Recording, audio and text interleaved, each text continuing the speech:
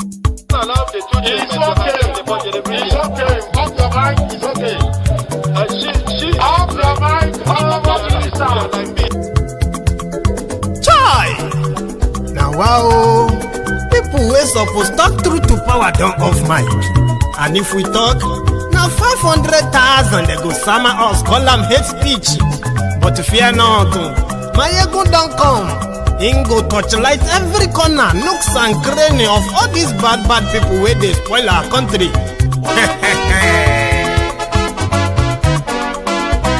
So my people make we loud, oh yo yo. Mayegun don come, oh yo yo. My people make we shout, oh yo yo. Mayegun don come, oh yo yo. Mayegun don come, man of the masses, oh yo yo. Mayegun don come, oh yo yo. Mayegun diary politico, oh yo yo. Mayegun don come, oh yo yo. This one na dey off in mind, oh yo yo. Mayegun don come, oh yo yo. And in dey touchlight every corner, oh yo yo. Mayegun don come, oh yo yo. Okay, some people be dey holla say dem want the power. Chai, dem be promise us say we go get light and power. Dem hustle sote they can't get the power. But now they know they do anything with the power. Every day, dollar just they get the higher power over naira. Still them talk say make we off mind. But thank God say Mayegun don come. So my people make you loud, oh yo yo. Mayegun don come, oh yo yo. My people make we shout, oh yo yo. Mayegun don come, oh yo yo. Mayegun don come, man of the masses, oh yo yo. Mayegun don come, oh yo yo. Mayegun diary politico, oh yo yo. Mayegun don come, oh yo yo. This one not dey off in mind, oh yo yo. Mayegun don come, oh yo yo. Person wey dey do evil no wan make person talk. Them say that Mayegun, that man too dey talk. He too dey talk. Say Mayegun diary, he dey hot like pepper. But every day, then they take money in bulk. Woman pikin dey the street dey hawk. Still them talk say make we no talk. But thank God say Mayegun don come. So my people make you loud, oh yo yo. Mayegun don come, oh yo yo. My people make you shout, oh yo yo. Mayegun don come, oh yo yo. Mayegun don come, man of the masses, oh yo yo. Mayegun don come, oh yo yo.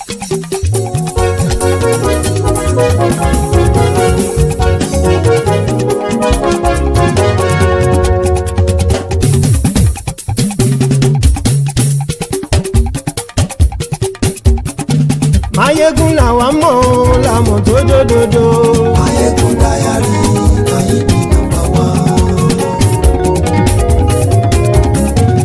Mayegun làwa mọ̀ làmọ̀ tó dòdòdò. Mayegun diary na him be number one. Mayegun ti dé o ọ̀rẹ́ ara yìí. Mayegun diary na him be number one. Lórí Facebook, lórí YouTube. Mayegun diary na him be number one. Gbogbo bó ṣe ń lọ ni Mayegun já wa sí. Mayegun diary na him be number one. Àṣírí ọ̀jẹ̀lú kì í bò níbẹ̀ o. Mayegun diary na him be number one. Bó bá ṣe eré àní Mayegun máa wí. Mayegun diary na him be number one. Ó sì tún ṣe eré wàá gbọ́ níbẹ̀ o. Mayegun diary na him be number one.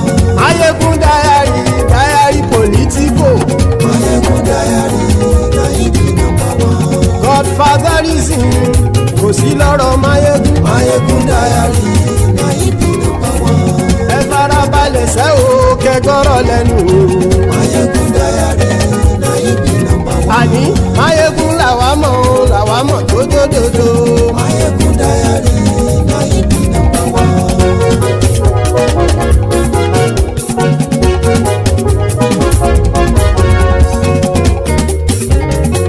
Àní ẹ̀sùn ràkì. Mayegun ti dé. Mayegun ti dé. Ọ̀jẹ̀lú ẹ̀sùn ràkì. Mayegun ti dé. Àní ẹ̀sùn ràkì. Mayegun ti dé. Lórí Facebook. Mayegun ti dé. Àní ẹ̀sùn ràkì. Mayegun ti dé. Lórí YouTube. Mayegun ti dé. Àní ẹ̀sùn Sọ́lájú. Máyégún ti dé. Bọ́ bàbá gbé wúrẹ́. Máyégún máa wí. Àní ẹ̀ Sọ́lájú. Máyégún ti dé. Bíjó ìgbádìyẹ. Máyégún máa wí. Àní ẹ̀ Sọ́lájú. Máyégún ti dé. Presido bá rúfin o. Máyégún máa wí. Àní ẹ̀ Sọ́lájú. Máyégún ti dé. Hello there, brethren. Good morning to you. Good afternoon to you. And good evening to you from wherever you're joining us. It is Máyégún live. Thank you very much for joining me. Remember, after reading the caption of the broadcast, read the description of the broadcast as well. Then like it, share it everywhere in order to invite your friends and then your not so friendly friends to join us.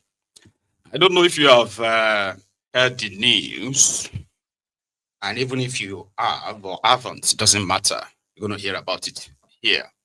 And then we are also going to dig into the context of the news. That is the rider for this broadcast. There was a planned coup to topple Tinubu on the 1st of October, according to an alleged military leak. So from what they have kind of like released so far, so they said there are some soldiers, 16 of them, who have had enough. And they were plotting to remove Koolu on Nigeria's Independence Day. But the military got wind of it, and they arrested the coupists.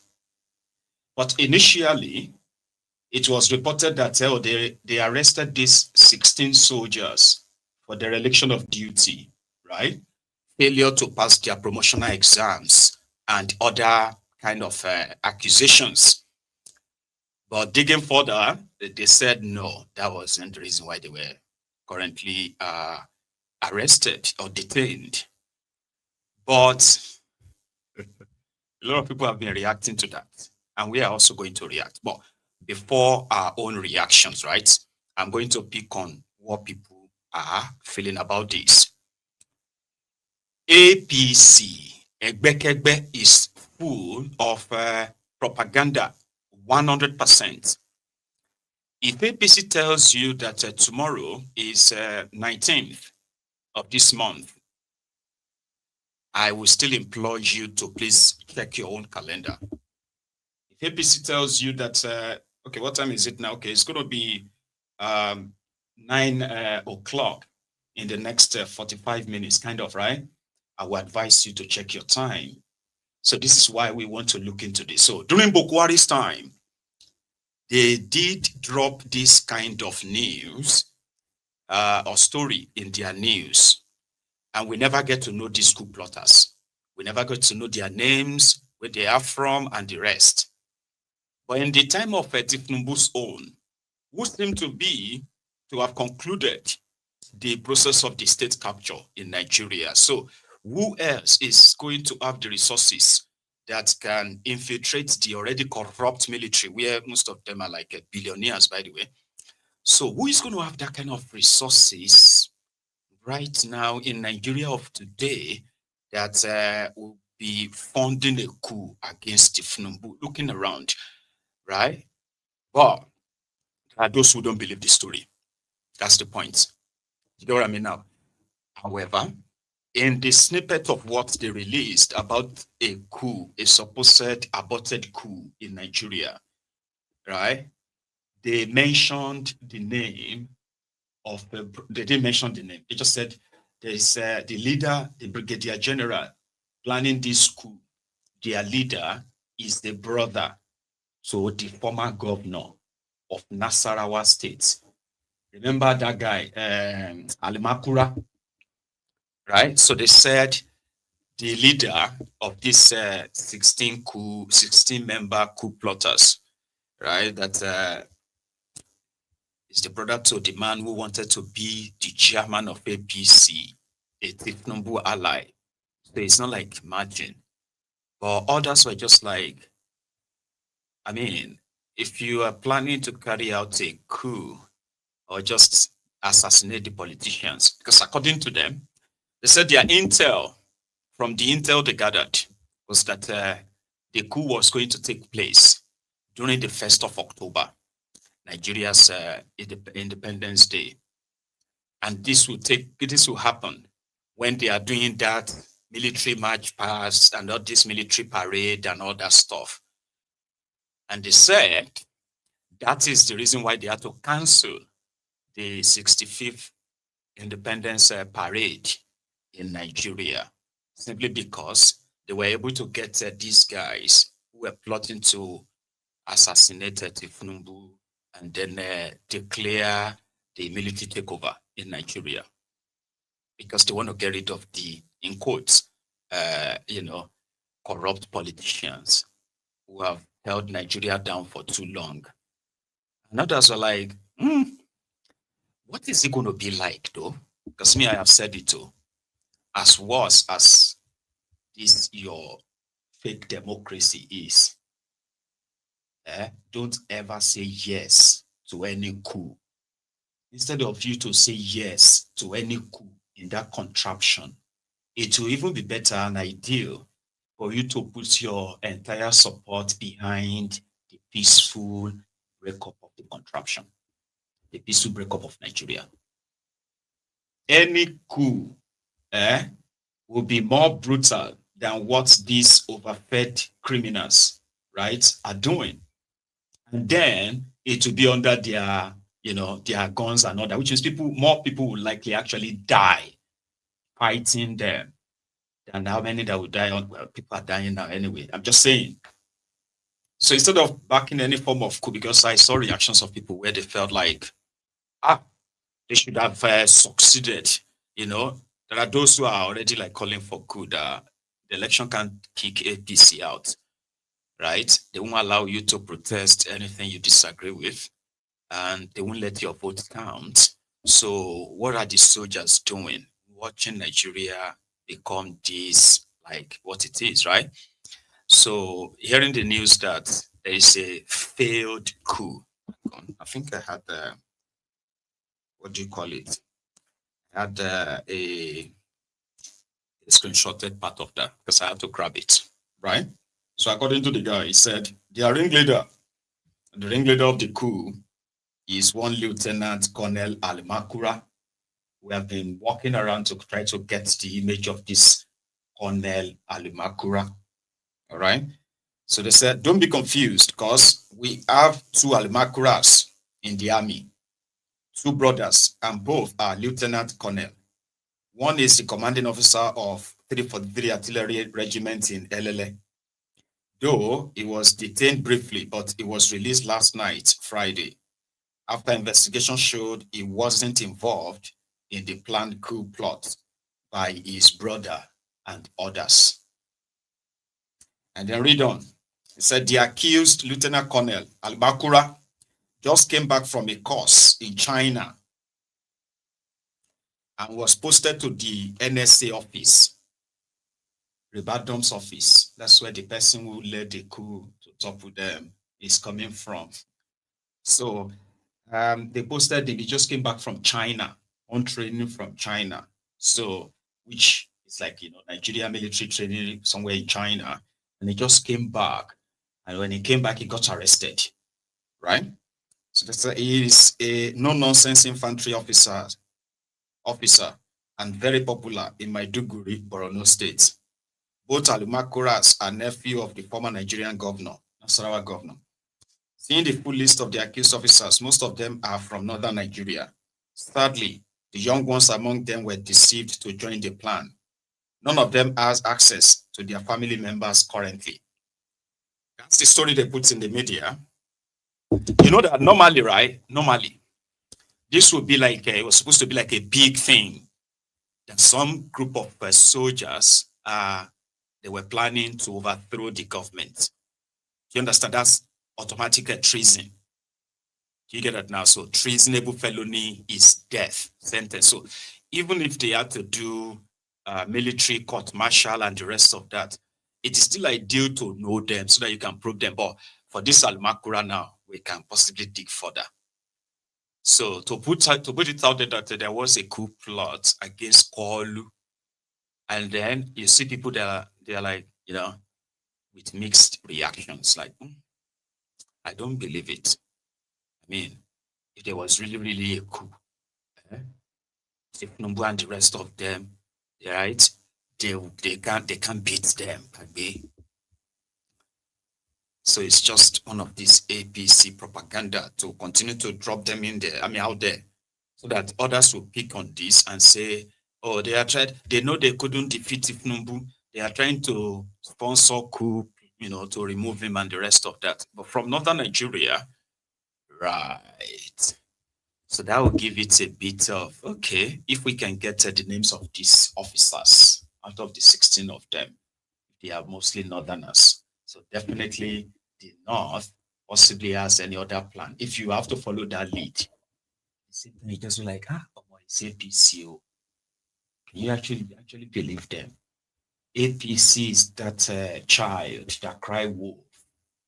Everybody rush out and say, where's the wolf? As I was just joking. And cry wolf again. Then when the real wolf comes, and they cry wolves, everybody was like, no, just ignore him. So that sometimes is what APC is.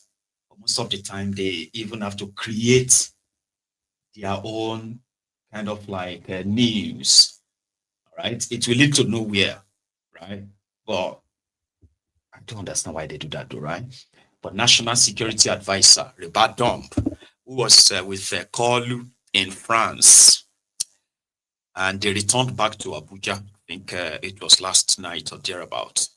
So we hope they will let us see the faces and the names of these coup plotters.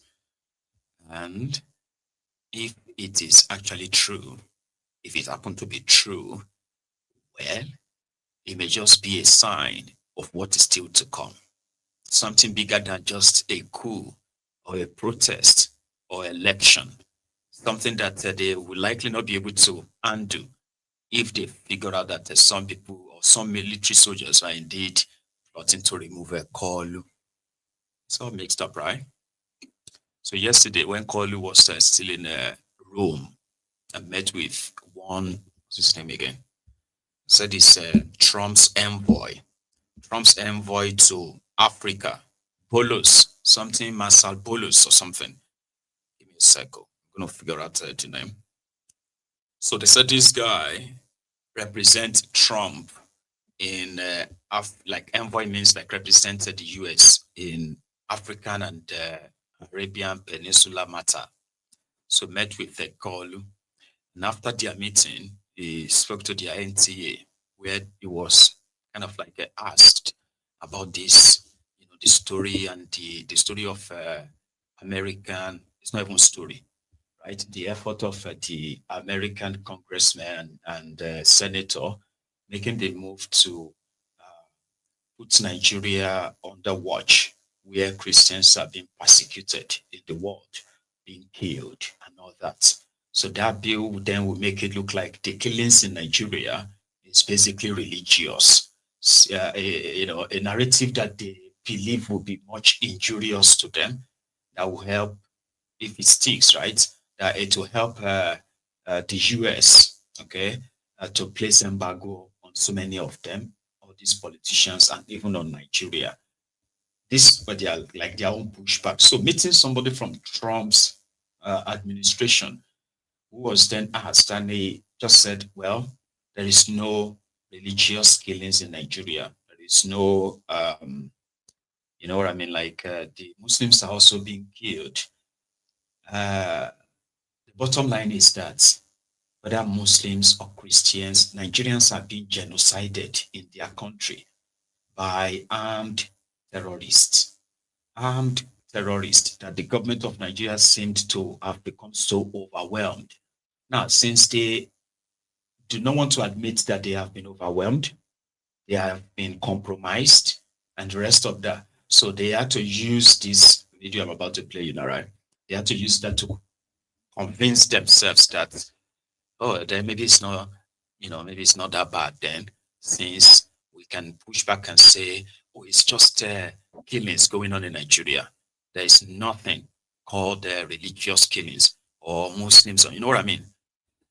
So people started digging into the background of the guy himself first. So this bolus or bolas or something, right? You know, Mossad, say it's either Mossad Bolus. Yeah, that's his name. Mossad, something Bolus. After meeting with Koolu. Fine, good to see you. Good to see you as well. So see you. We last saw in Paris. Yes, Paris.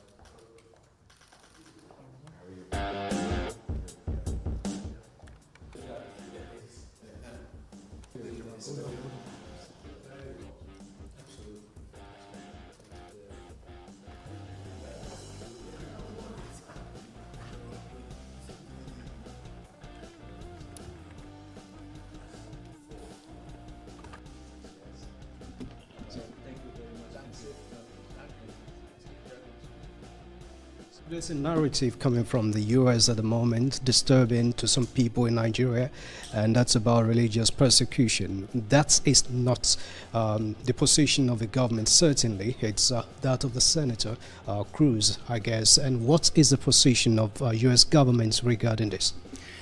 This is certainly unfortunate, of course. Any incident, any loss of life is absolutely unfortunate. Those who know the terrain well know that terrorism has no color and no religion and no tribe. People of all religions and all tribes are dying as a result of terrorist acts. But it's very unfortunate. We even know that Boko Haram and ISIS are killing more Muslims than Christians.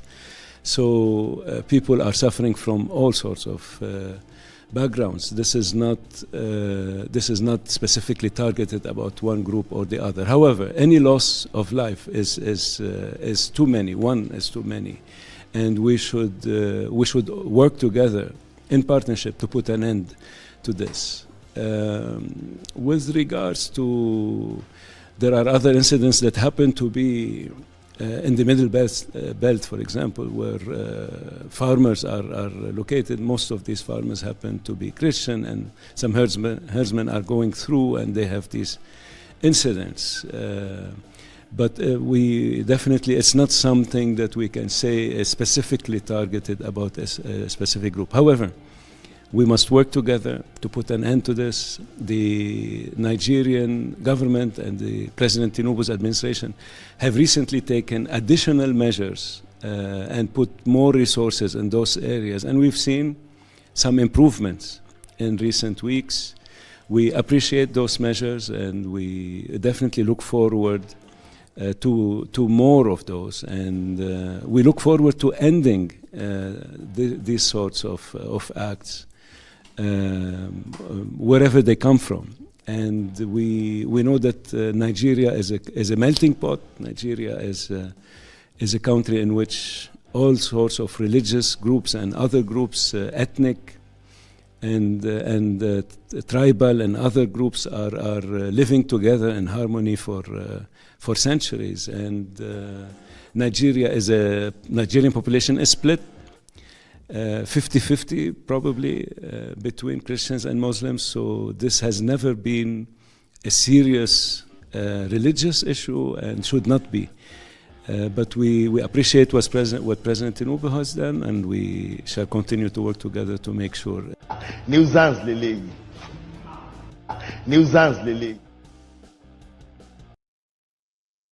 We actually had to go and check to be sure that it's not like the hired bishops that they hired for the endorsement of Muslim tickets, remember?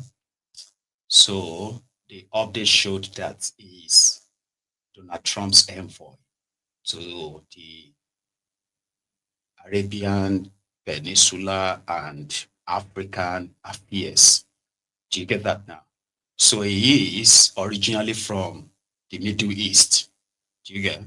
So, but it's like Middle Eastern American that way. Just like you have Nigerian American, you have. So he said we have been living together in peace and harmony for centuries. Do you know 1 century is 100 years? We have not lived together in peace and harmony. No. Everybody respected their territories and the Fulanis who are killing the people in Nigeria. All right? The Fulani terrorists who are killing people in Nigeria. Now, don't get it twisted, though, so that we don't kind of major in minor and minor in major. I don't even know what that means, but anyway, here is a thing you need to understand. All right? The Fulani terrorists who have been very much like mobilized, enough fighters, like their own soldiers. They are running into like tens of thousands across Nigeria. So then we also have the Boko Haram, the ISWAP. Boko Haram first started, right? It was the Boko Haram. And the Boko Haram, you know what that means? The book is Haram. Western education is Haram. So they were categorically targeting communities that, schools, burning down schools and telling people not to send their children to school. So in the states where the population is majorly Muslim, especially in Core North, where this is really suffered. Do you get that now, right? You now get to probe further and realize that, the selected communities that the Boko Haram actually really targeted, apart from the military formation, sure you get targeting military formations, attacking the military and, killing soldiers and all that, which is also part of it. But I'm talking about their targets, the communities they were going, right? They were communities that are majorly Christian communities. They were not just burning their schools, they were burning their churches too. You see where they suspected that there is an opposition coming from the clerics. For example, there were northern clerics who actually condemned this terrorism. Some of them were killed. Their mosques burned down by Boko Haram.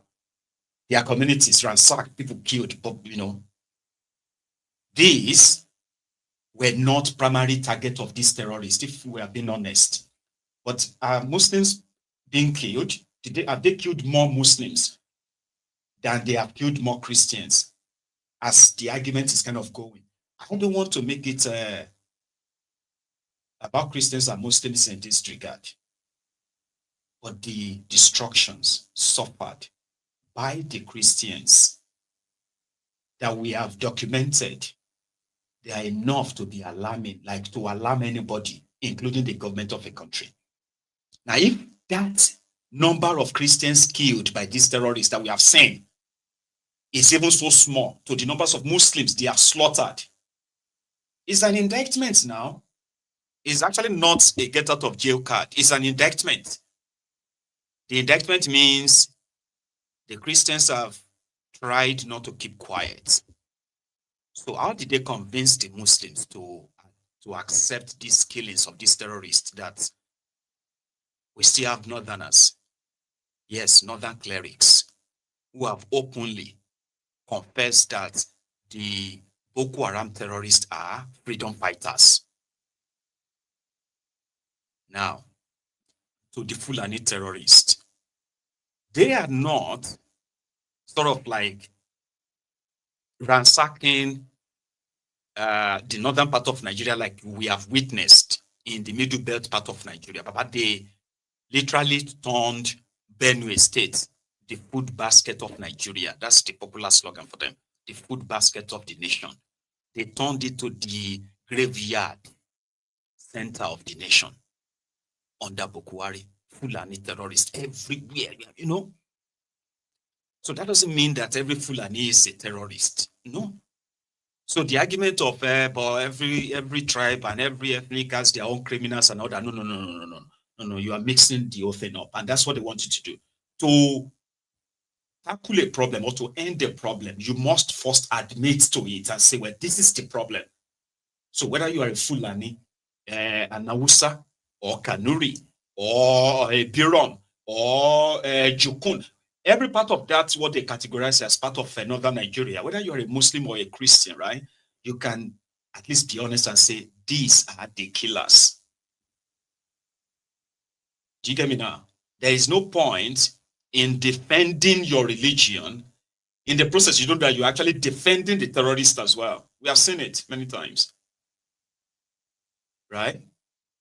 So if the death that we record that puts Nigeria on the map as one of the most terrorized countries in the world today, from Plateau to Benue to Taraba to Yobe to Borno, even to Borno, to Niger, to Zamfara, to Sokoto, where Lakurawas have gained ground. They are teaching people Quran under the trees. Areas where they have conquered, that the Nigerian government considered as ungoverned areas. But they have ungoverned areas in Nigeria. I'm not kidding you.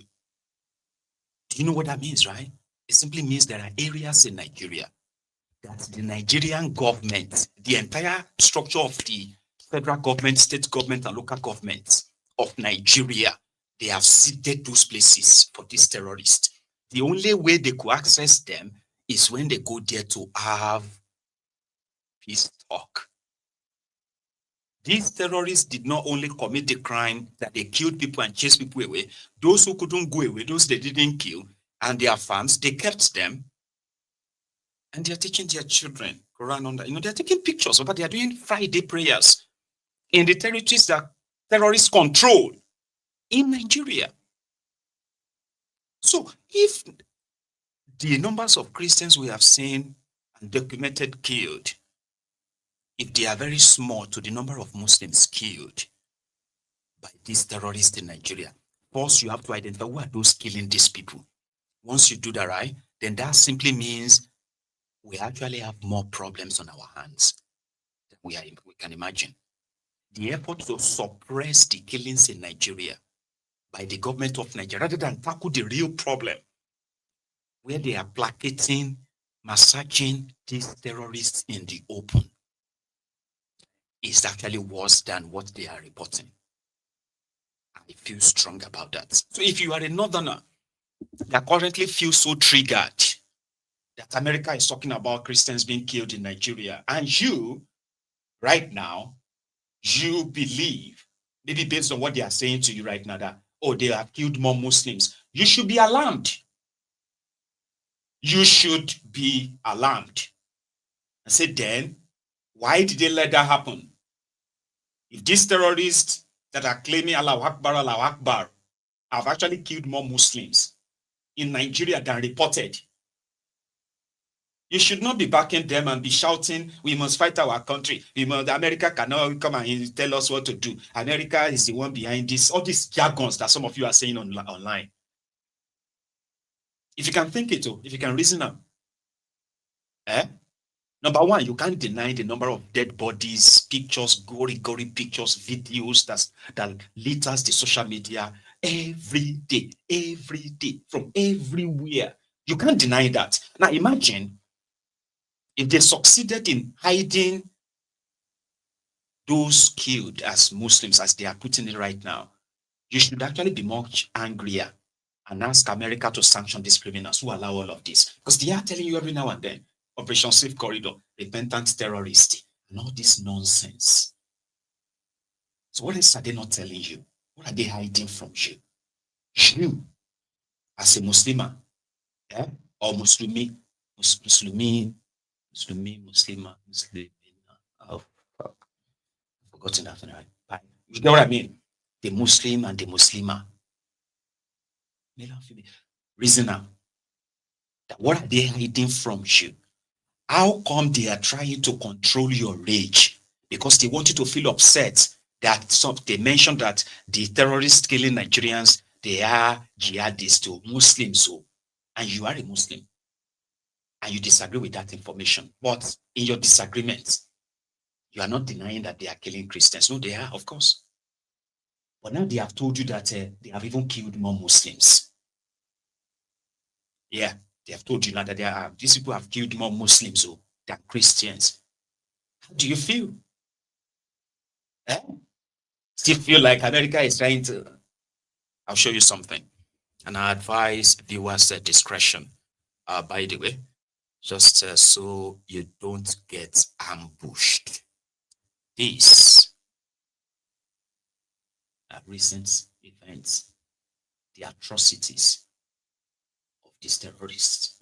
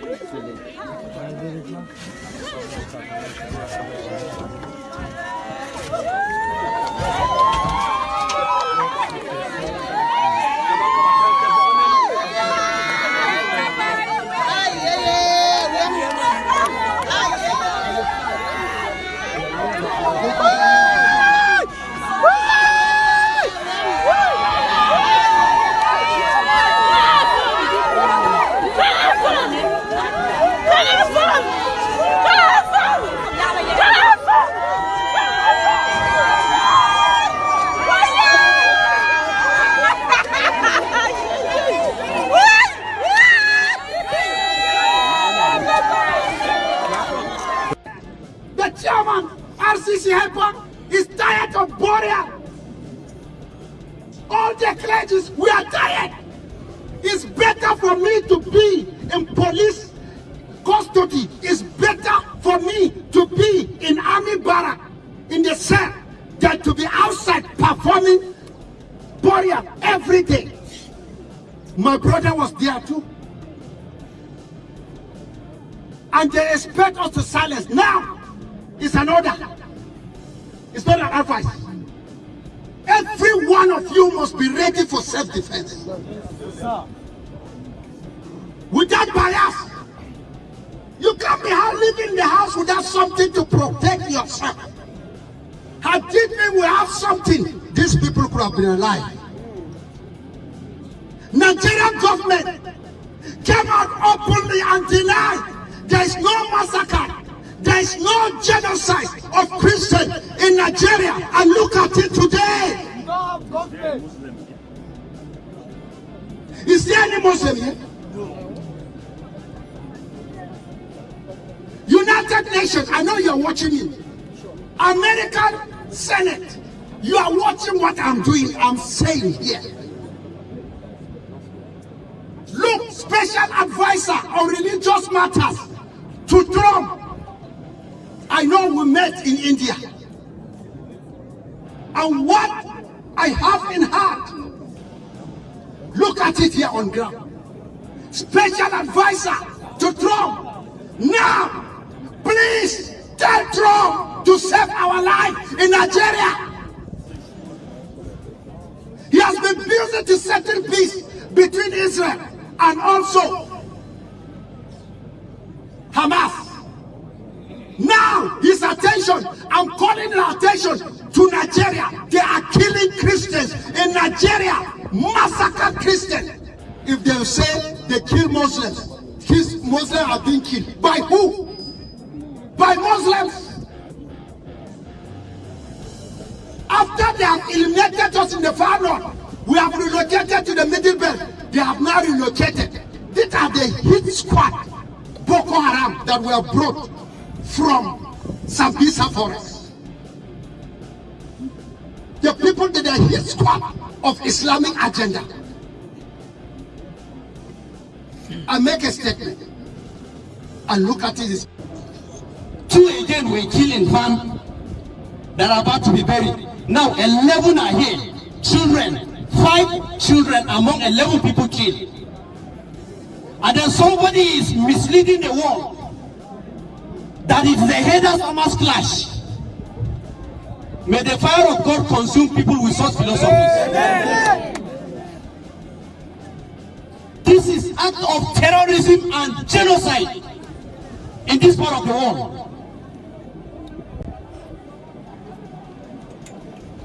Answer.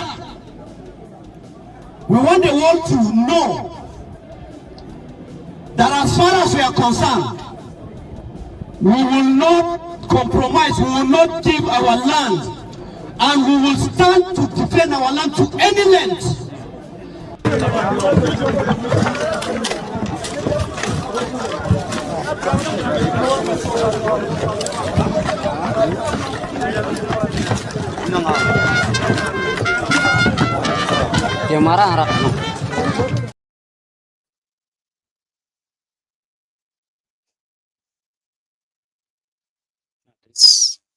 that you watched is just about 3 days ago.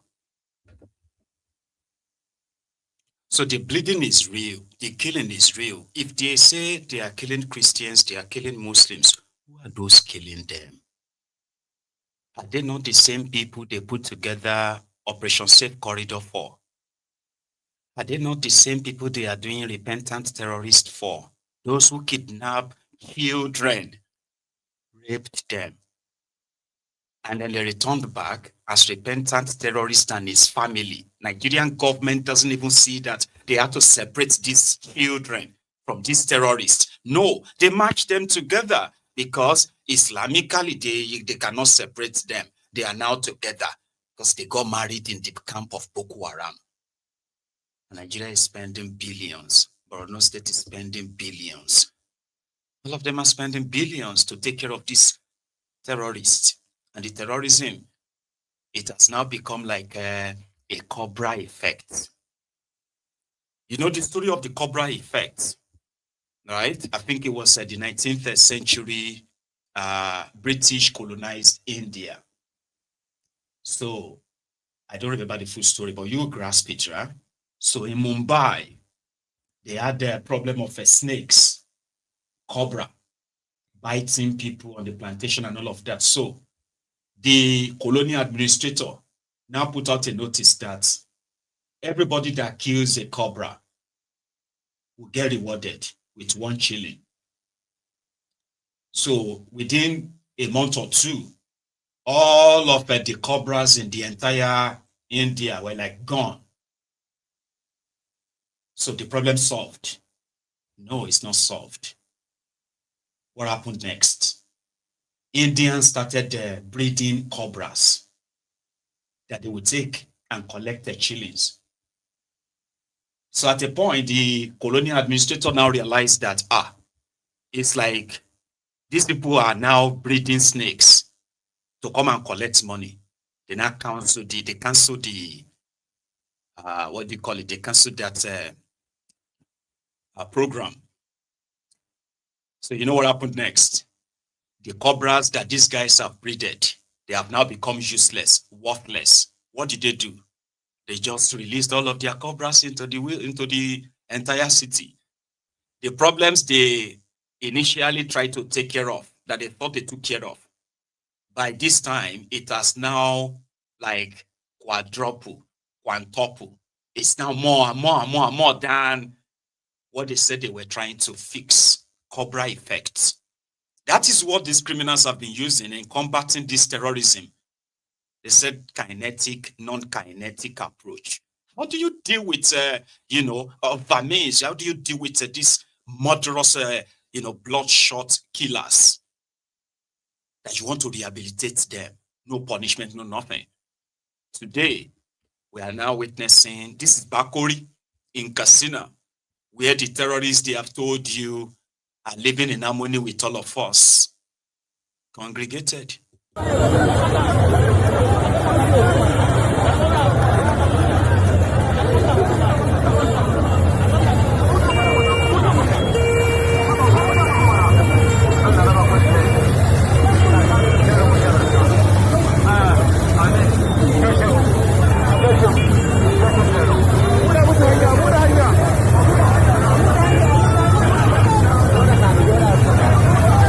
hankali yawa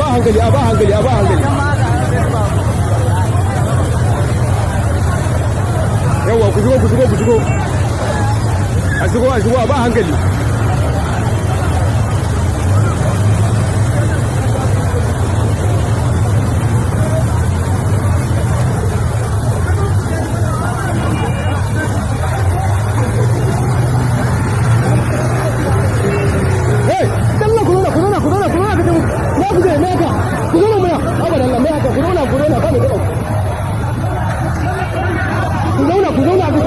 ku zauna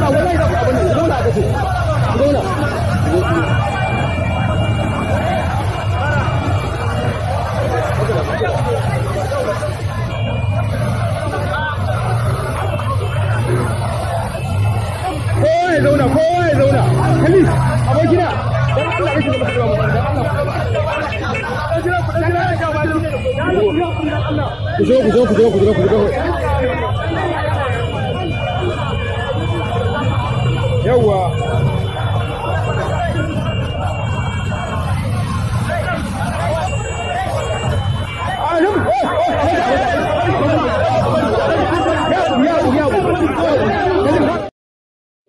Like, how do you tell citizens that you are combating terrorism and your technique of combating terrorism is for terrorists to walk into communities, right? Where you have women, children, elderly and all that, right? Young people that are easily, impressed. And they are looking at all these guys. They are looking at how people are treating them, respecting them. And they look at them that they look different. They are with guns and all of that. These are the people terrorizing us. But look at how all these government officials are respecting them. Look at how that one is talking. Oh man, look at the other one there. That one is not talking. Children are to see all of this. So how do you want any sensible person to believe you that you are fighting terrorism? But now these guys, they explain to us. You don't get it, right? I'll tell you something. The terrorists are not the ones explaining to us why they are doing what they are doing. And, oh, we are very sorry for what we have done. Please forgive us. They are not even apologizing to Nigerians. They are not remorse of anything. Criminal politicians are the one talking to us, telling us what the terrorists are saying. Or maybe not saying. It's about land. Give them land now. How many land people won't use? All these things no hard. Just give them some here and there. People in government who ordinarily were supposed to be triggered that, guns. Some people, they are that armed. No, you cannot. There is no country that will allow you to accumulate weapons single-handedly, like stockpile weapons that could actually, arm an entire army, that could make you raise an army. There is no government that will allow it. The only country where they have the ready-made army is United States of America, where almost like 4 out of every 10 person you see is a trained shooter, is a gun owner, or somebody who uses guns once in a while. So there's no country, even you in America, they won't allow you. If they know that you are stockpiling weapons, they will bring in their SWAT, they will come and take all these weapons away. And you are going away for a long time. As free as Americans are still there to own their guns. They come to your house and they see this stockpile. But these terrorists will walk to town with all these war weapons, RPG. Some of the weapons, I believe some of the Nigerian soldiers will be admiring them holding such guns. And you want to tell us that we are overreacting for not believing in all these lies and watch you just, allow these murderers, these terrorists to ride their roughshod just like that. While citizens who peacefully expresses their own displeasure with the arrangement of the contraption and the rest of that are hunted down. Like, how does that work? How do people feel comfortable with understanding things like this? And you are still like, so? I'm like, how does that work? Crazy, yeah? Here, I wanted to explain to Nigerians that, these terrorists too, they have their own special, immunity or something that they are allowed to carry weapons that you They don't burn you well. And these are not licensed weapons. So these are weapons that they call automatic rifles that shouldn't be in the hands of any civilian. Government issued license will allow you to have automatic rifle like that. But they carry them. I mean, okay, this is me now trying to talk about law, something that doesn't really exist. It is that so disgraceful that these terrorists will make videos of themselves. They have nothing to worry about. Post it on social media. They have social media accounts. I think I got one earlier. Let me see if I still have it. Right. Terrorist. Dan miƙe, dan miƙe, dan ƙara miƙe, dan ƙara miƙe, dan ƙara miƙe. Da alamun tsayin ka bai kai ba da saura. Ɗiyi. Talakawan Najeriya da ɓarayin Najeriya da sojojin Najeriya. Don muna buƙatar kudade a taimaka mana in ba haka za mu ƙara ta'addanci. Faɗin wannan kun dai san sulhu ake yi. DSS. To ka ci da hannun mana, ka ci a salfa. Kun ga shugaban ƙasa Bola Ahmed Tinubu namu mai ba mu shawara a yi sata. A ci gaba da cin kayan mutane.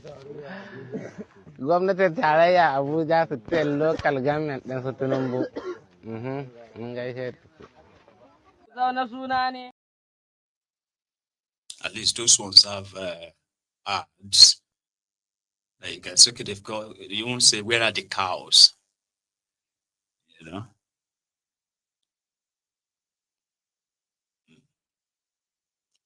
In 2 days' time, we are going to witness a never seen before gathering of well-wishers demanding for the release of Mazi Nnamdi Kanu. The regime of Tinubu, they've done a lot, especially in the last 72 hours, when the police IG made move. One, to see if they could get Omoyele Sowore committed to prison before the end of work yesterday. But somehow, they got denied, shockingly. Then they filed another kind of like injunction. What do you call that thing again? Injunction, which is to say, no, they cannot gather. It's not safe. People will hijack it and all other nonsense they normally have to pull every time the people are about to come for them. So, Tinubu and his gang are currently around. And the protest to demand for the release of Mazi Nnamdi Kanu on Monday is going to be peaceful. However, the police got what they call an injunction and a court order, which, according to them, the protesters shouldn't go to Eagle Square. They should not go to the National Assembly. And of course, they should not even get closer to the Aso Rock. They should not be seen at the fountain. What do you call that place again? Something fountain, Abuja. So it's more or less like, according to the police, so it's more or less like don't gather at all. Or maybe you should just go to the Yanya or the Nasarawa side. Kind of. But to Omoyele Sowore, the right of people to assemble is well enshrined in the Constitution, and the police have failed to stop the protest. So this gimmick of don't group here, don't stop here, don't go there is just gimmicks. You got me? They are just gimmicks. And they are not asking for a pardon for Mazi Nnamdi Kanu. They are demanding for the unconditional release of the leader of the IPOB, the indigenous people of Biafra, just so you know. Because once you hear the IPOB like this, it could be like see your blood, the shot, it high. don't know why it sends so much, dread, what do you call it, down your spines, right? So to Sowore, before that, the guy that was supposed to be the NAN's president, had this to say towards the Monday. Good afternoon, Nigerians. My name is Comrade Atiku Issa, the National President of NANS. I'm here to address you today on the planned protest for the release of Mazi Nnamdi Kanu. As the National President of NANS,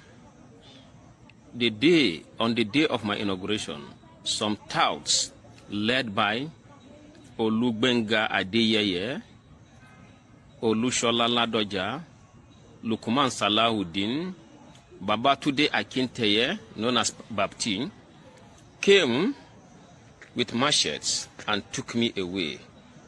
And I was later arrested by the Department of State Services. While in their custody, I stayed close to Mazi Nnamdi Kanu. And I realized that he is a man of great passion and love for all Nigerians, irrespective of where you come from. He helped me while I was in detention, gave me valuable advice, and stood by me. And today, I am a free man. Now, Mazi Nnamdi Kanu is somebody I know very well. He has been unlawfully detained by the government because he hates injustice. And we must stand with Mazi Nnamdi Kanu. I urge all Nigerians to come out on the 20th of October to protest and ensure that he is released. If bandits and criminals will sit with government representatives with their guns and still go back to go and kidnap, humiliate, maim Nigerians, I see no reason why Mazi Nnamdi Kanu should continue to be in detention. Let us all come out. It is not the fault of these criminals in government that people are suffering today, but because people have become docile. They accept anything, and that is why these people will continue to humiliate those docile Nigerians. Let us all come out en masse. The power of unity is stronger than the power of those in government. Let us not be afraid of anything, because I believe that life can only be worthy of living if living is to the fullest. We must demand for justice and ensure that Mazi Nnamdi Kanu is released. Thank you very much. I remain Comrade Atiku Issa, the National President of NANS. Even though the guy that they swapped him with is currently parading himself as the president of NANS, APC faction. This one, Atiku Issa, is the Aluta faction, or the opposition faction. And he did speak well, right? He spoke well. And that's one thing, though. I haven't met Mazi Nnamdi Kanu. We've never had any chats, never exchanged any complimentaries or whatever. But I have been one of those who have paid. I mean, I used to kind of be ignorant too, because I was younger then, right? And over time, it didn't even actually really take time, right, for me to realize that what this person is talking about, right? If everybody thinks right, everybody should be talking about it no matter where you come from, rather than form an army to defend the people that actually put all of us in this situation. And then things got so kind of like escalated to where it is set today. So if you meet with him, you are likely going to probably have a lot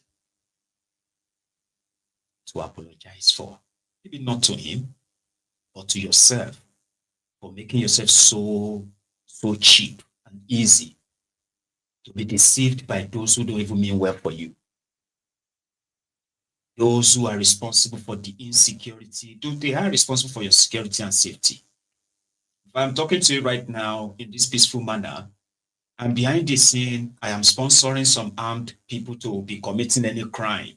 It is the job of the government to ensure that they are exposed, I am exposed in that sense, not you having to put together armed groups in order to use their crime as evidence to convict somebody else. You know? But we can't all possibly just maybe agree. Even if we disagree on everything about, Nnamdi Kanu, there will be something. There will be something you are going to be like, well, that's true. Oh, that's not fair. Okay, yeah, I get it. That's not right. Even if you don't like it. Those who are supposed to keep us safe are telling us that the reason why they can't keep us safe is because somebody who has no control over the military, the police, the secret police, and every other thing resources that these guys have is more powerful than them. And you want to believe that. The same set of criminals are telling you that they are forgiving and pardoning terrorists, that you don't even have their names. You don't have where they have been released to. All this stuff that you are supposed to say, oh, the government should have them. They don't. So Monday is going to be Monday, according to Sowore too. Pardon list, while Nnamdi Kanu's name was left out. What does that say about justice, morality, and the government's priorities? Well, thank you for having me. I am not here to plead for pardon for Nnamdi Kanu. The president pardoned people who were convicted of various degrees of crimes. I don't have any idea how and why he pardoned them, but if you look at the people who are pardoned, you discover that there has been some kind of proximity or relationships that facilitated their pardon, especially when you look at the 53 persons who were pardoned who are drug dealers, and you have a murderer. You see a lot of political influence over the pardon, or maybe business-related influence or linkage. In terms of Nnamdi Kanu was not convicted of a crime. He has been in and out of detention over the last 10 years, simply because he started a radio program known as Radio Biafra, where he began talking about the liberation of the people of the Southeast under Biafra. And that was where his problem started. He was granted bail, left Nigeria, and they went to Kenya, abducted him, an extraordinary rendition him back to Nigeria. The day he was returned to Nigeria, I was in court at the Federal High Court. He was brought hooded, beaten, tortured, and they quickly rushed him back to the DSS after he appeared briefly before a judge, before we could even get to the courtroom. But the case has gone all the way to the Supreme Court. The Court of Appeal courageously decided that having been extraordinarily renditioned, there's no way trial can stand, and they discharged and acquitted him. So the Supreme Court also said that he did not violate his bails. So Nnamdi Kanu, in my view, has not committed any crime that requires him being pardoned by the president. What the president should do, and what we've asked the federal government of Nigeria to do, the Nigerian state to do, is to discontinue this sham trial, because apparently there was no crime, and you can't sustain a trial when there's no crime established. He's been tried under what they call the Terrorism Act, or is it the Terrorism Prevention Act. I've been detained for 45 days under that act before. It is used to suppress people, likely, who are opposed to government. Treason is also something that I've been subjected to. I was kept in this country for 5 years. What I'm saying basically is that when I see a sham trial, I know it because I get subjected to one at least an average of 3 times per year. So I'm just saying to Nigerians that we should not compare Kanu's situation with those who actually committed crimes. They were tried and sentenced to different prison terms, And then the president decided to pardon them, maybe because some of them are his friends or members of his community, we don't know. But because now they say they are reviewing this particular pardon, which shows to you that there's something wrong with the whole process in the first place. I've also heard that some of the pardon were influenced by corruption. People paid heavily to the officials who are involved to help recommend them for pardon. I don't know what's happening, but we know that this pardon has been put in abeyance as we speak now. Okay. But I just want to make it clear once again that I am not here to plead for pardon. Pardon list.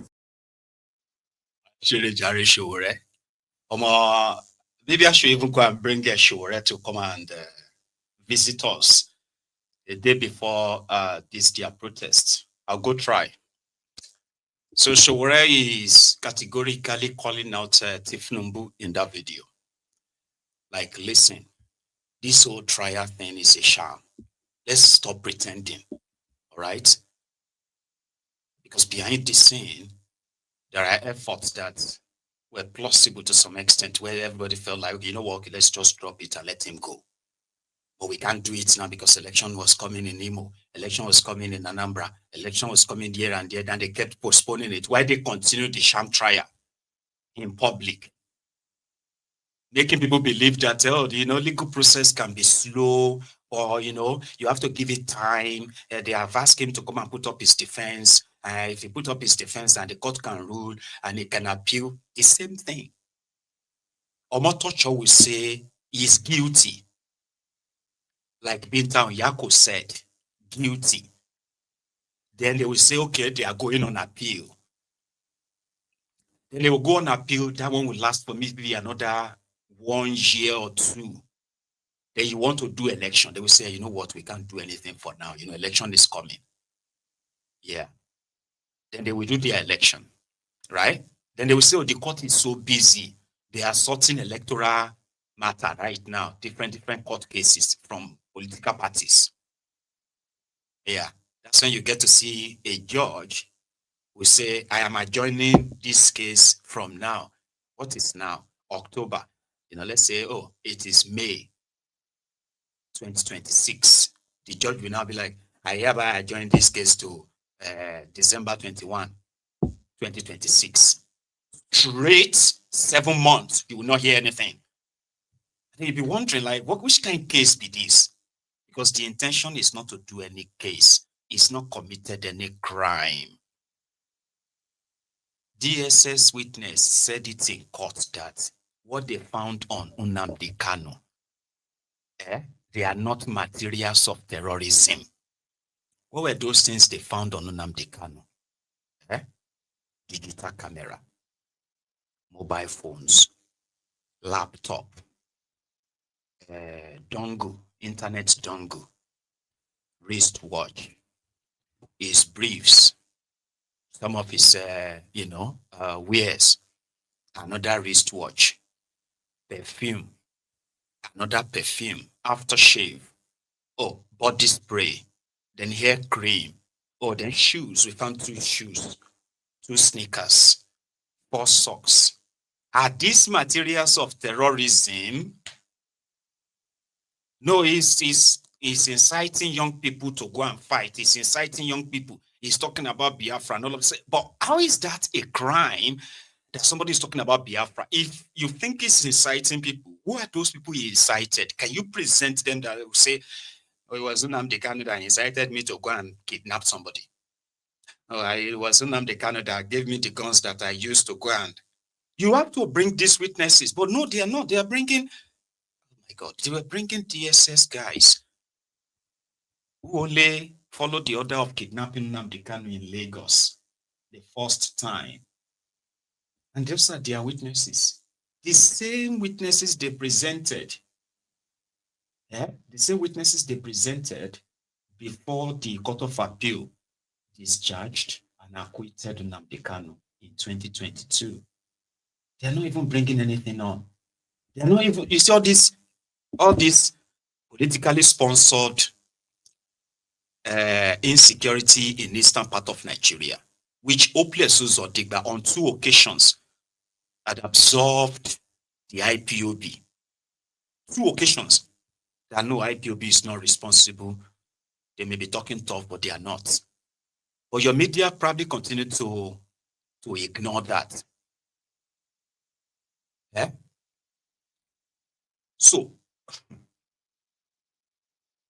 it's crazy anyway. So Nnamdi Kanu should be out. And the only way Nnamdi Kanu can actually be out is for you to understand that the sham trial is no trial. In fact, it is an abuse of judicial process.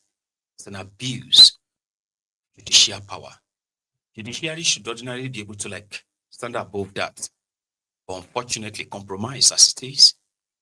So what do you think would then happen? You can force their hands. You can end the whole madness. What it takes is number, a proactive number of people. For those who are physically around, could be physically around, right? So you would expect them to at least bring something from this Eastern Nigeria and say, okay, this was Nnamdi Kanu's doing, here are the witnesses. So no, there's nothing like that.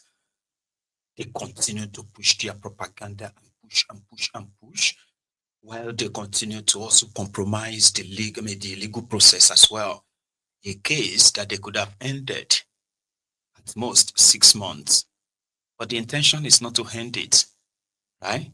It is to slowly drain him, mentally weaken him, break him, and hopefully, health-wise, decimate him.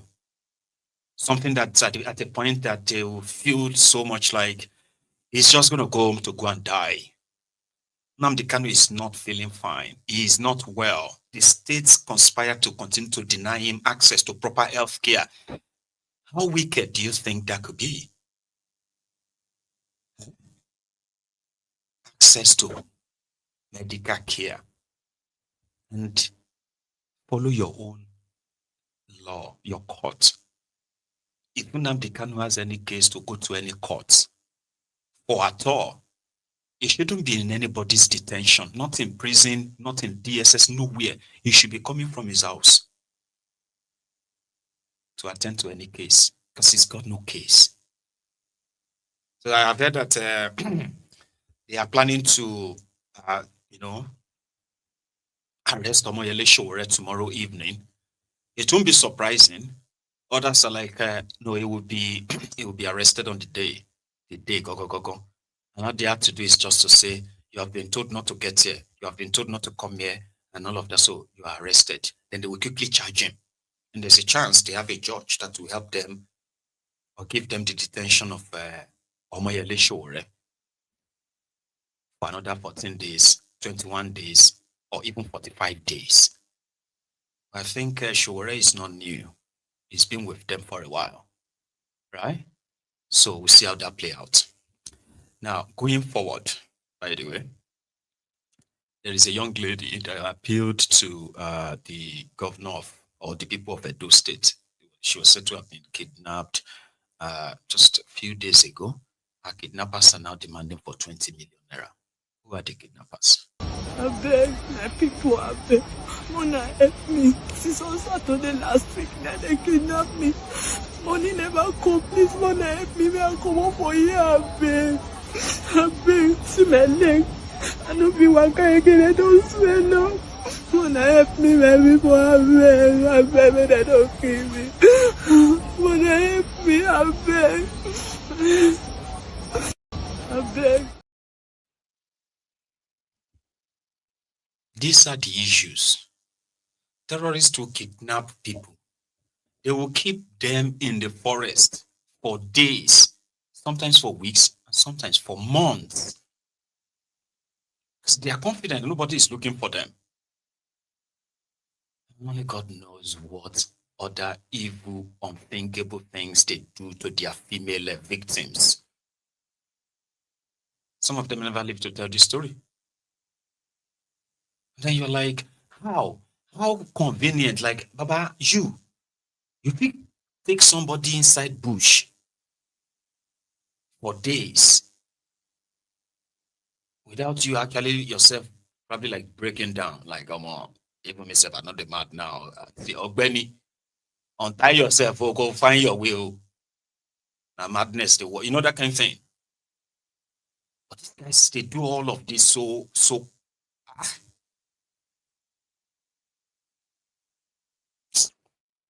they're not the only people terrorizing the people. This Yaloja thing, Yeki or so, that wala of Yaloja in Edo State, that Tinubu's daughter, the first daughter of the Federal Republic, she went to Edo State to crown Yaloja of Edo State, Yaloja General and all that. So if I say Yaloja Tenor are kicked off, and the traders are already feeling it. The new Yaloja. This year, now you don't make me come they sell for market. See the ticket. CPO wife, you not come they let me sell for market. Now house, now I come they sell if I buy. See ya. 1, 2, 3, 4, 5. As I said that, so you go put ticket and say now waiting governor say make it they 10. Now in the court so. How much should they collect for your help inside market? He go collect if I said as it be 10 places he go say 2,000. Okay. If now 50 he go say 3,000. Ticket when they cut 100 naira. For Yeve, for Sabo, for Uaha, for Wanake. Now so the ticket as the packer give me now just load and put for house. He say na 200. But I go say if the day when I go Bini, now I go go report for Bini. For all those Governor House. Now as the packer give me at the packer. I don't tire. No price of the ticket, so she go use the date, take over the ticket, and whereas now 100 estimate will they collect, and now she they collect 1,500, they collect 2,000 for una hand. How much you say you pay? How much you say you pay? This year, now you don't make me. They are not coming to help the people. They are coming to steal from you. Thieves only come to deceive, that is to lie, to steal, and also to kill. That's exactly what these guys are. Money here and there, because they understand this accumulation of all these pieces of money. That's what comes to 100 million naira, 200 million naira, 1.5 billion naira. Say, okay, hello, Yaloja, we have sent our this monthly remittance, ma. Yeah, we are working hard. All the markets, some of them are not paying yet, but we are working hard, ma. Yeah, 750 million. My leader, you see, we are doing all of these things to make sure that for the greatest of Nigeria and our people, I promise you, we will work hard, we will increase it, and that's how it's going to go. So, yeah. Back in the days, before this General Yaloja General, the total money revenue generated from all the Benin markets, it no reach 50 million naira. It is the tenure of Pastor Mrs. Yaloja General that Edo State markets today, they are generating nothing less than 2.5 billion naira. Market women every month. We are making more money than some local governments. Say, it's because of the creativity of Ashiwaju, the renewal agenda. And the renewal agenda be that too. 100 naira ticket, it don't turn to 1,500 naira now. You see the jump. That's how their cover will jump. The new Yaloja will begin to drive bulletproof, one big latest, I don't know the names of your cars. Sure you get one very big, massive bulletproof SUV. Because then she needs to be protected. Living off the back of this, I'll play the video again. Living off the back of these people. These are the people that makes them billionaires. MC Oluero and Co. They also made their money from the back of people like this because they are almost the end receiver. Here you get, they will take it from here, take, collect from a person where they say yam, they will tax them. Person where they will push barrow, they will tax the person. Person where they can use they do kaya, they will tax the person. 50 naira, bring your 50 naira, 100 naira, 200 naira, 400 naira. They will tax everybody. Once they pack all the money together in the evening, then you realize that that's over 400 million naira from all over the place. That's 400 million. That 400 million is going to be his own bank account balance. It's not going to be 100 naira. It's not going to be this. So that's what they have unleashed on them in Edo. This is just the beginning. See the people again. The people where they contribute all the money, where they build all those big houses. The money they are using to buy all those big cars, because they are park leaders. They are market women leaders. But they don't give a shit about any market woman. As much as you should know. This year, now you don't let me come they sell for market. See the ticket. CPO wife. You don't come they let me sell for market. Now house. Now I come they sell if I buy. See ya. 1, 2, 3, 4, 5. As I said that, so you go put ticket and say now waiting governor say make it the 10. Now in the court so. How much should they collect for your house inside market? He go collect if I said as it be 10 places he go say 2,000. Okay. If now 50 he go say 3,000. Ticket when they cut 100 naira. For Yeve, for Sabo, for Uoha, for Wanake. Now so the ticket as the packer give me now just load and put for house. He say na 200. But I go say if the day when I go Bini, now I go report for Bini for all those Governor house. Now as the packer give me at the packer, I don't tire. No money, no price of the ticket. Oh, she go use the date take over the ticket, and whereas na 100 estimate we dey collect, and now she dey collect 1,500, they collect 2,000 for una hand. How much you say you pay? How much you say you pay? This year, now you know make 1,500. Look at that kind of greed. Now for Nigeria, you go, yes. And these local women, local traders, they are the ones they squeeze the most. Because they are also the ones that are supposed not to be bothered. Because they are like petty traders and all that, right? It is only in Nigeria. They go tell you, say, if you go to a park, the chairman of the park, right, can just be like, Sadiku. Sábàbá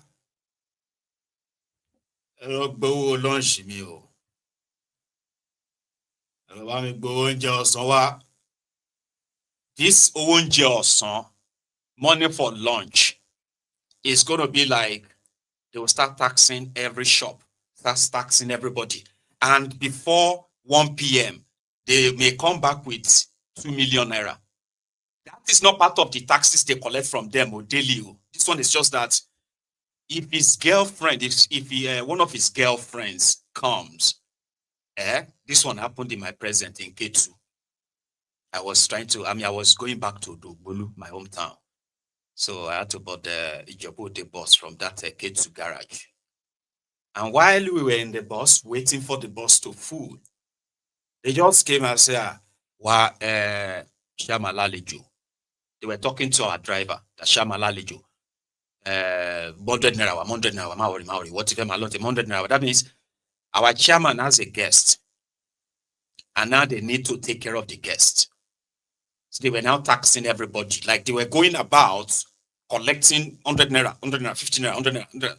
So you get all over the market just to take care of chairman's girlfriend.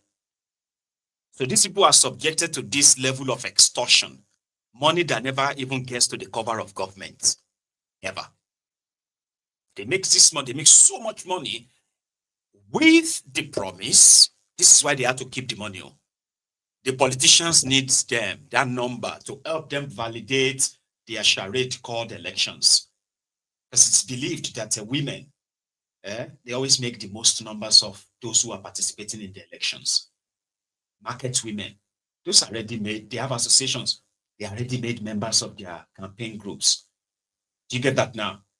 So if we come to power and then you want to become a Yaloja, or you want to keep your seat as Yaloja and you work for us, they will back you. So in the midst of the women, when you go back to the women, they will respect you a lot because you are the ones who they see as their contact. Between me and them, you are like the middleman. Yaloja, women leader. My women leader. My women leader, Iyaloja General. Any other Iyaloja is a counterfeit. They are living off the back of poor people. And they are easily protected. They are bullies who dip their hands into the pockets of their victims with no mercy. You get me now? So, the likes of, they have all their names, but their leader is one Pastor Mrs. something. Right. Now, let's go to their politics. Okay. This afternoon, Yaya Bello, as well as this other guy from Kaduna, they held a rally that they called the endorsement rally of Tinubu.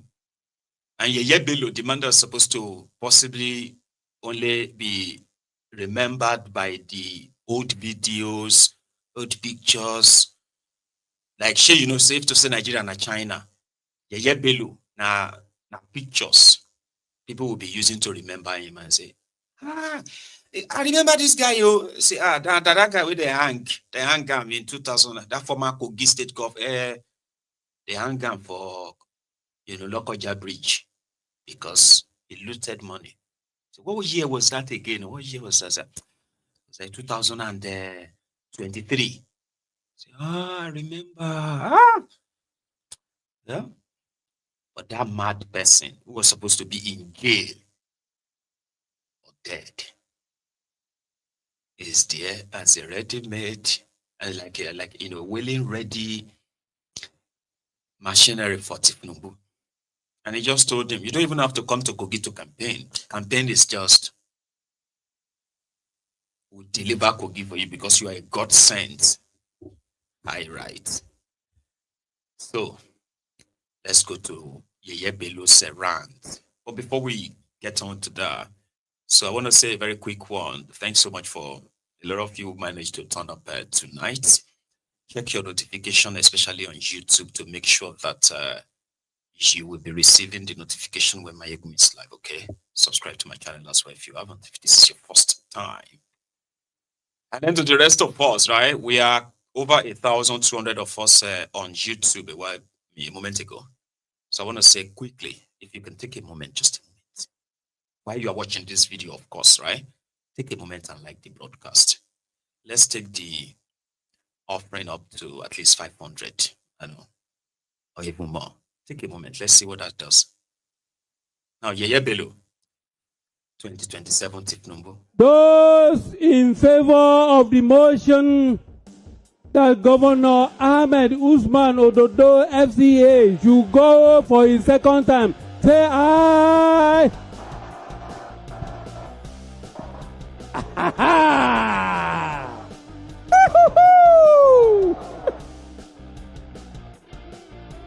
No, let me put the question again. Wait. Shift. I want to. Those in favor that Governor Ahmed Usman Ododo, the chief servant of Kogi State, should run for his second term in 2027 and be sworn in on 27th of January 2028. Raise up your hand and say aye. Jump up and say aye. All right, again say nay.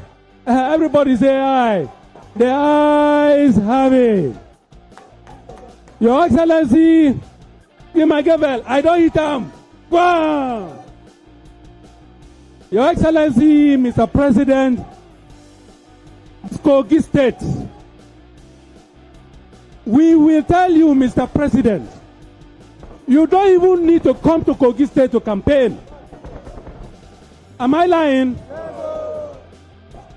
Mr. President, you don't need to. In fact, we are telling you today, Mr. President, that don't do any wahala that you want to come to Kogi State to campaign for your second term. No opposition in Kogi State. Those that are making noise somewhere, they have not seen the lion. When the lion roars, they will roll their tail. Kai, Mr. President, Allahu Akbar. It's okay now. No, Allah. Yeah.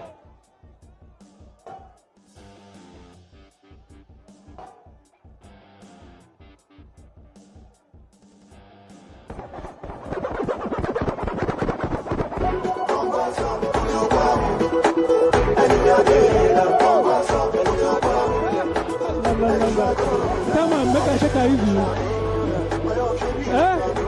It's okay now. No, Look, let me say congratulations, Mr. President. We're not just talking of your winning, but we are talking of your legacy by the special grace of God. Because every great nation must have a leader that everybody gravitates towards. President Bola Ahmed Tinubu, you are that leader that all of us shall gravitate towards, even after your second term in office. We pray for you, Mr. President. We pray for you, Governor Ahmed Usman Ododo. You will live long. My president, my governor, my Ododo Sin will live long with sound health, more prosperity for each and every one of us. Mr. President, congratulations. My governor, congratulations. APC, congratulations. We thank Mr. President for all the various things he has done for us in Kogi State, appointment-wise, infrastructural-wise, fighting insecurity, more money, and the rest. Mr. President, we thank you. Your son, Governor Am. You won't need a car to travel. You won't need an aeroplane to travel. You will just say, I want to go to London. And you'll be in London. Either you believe it or not.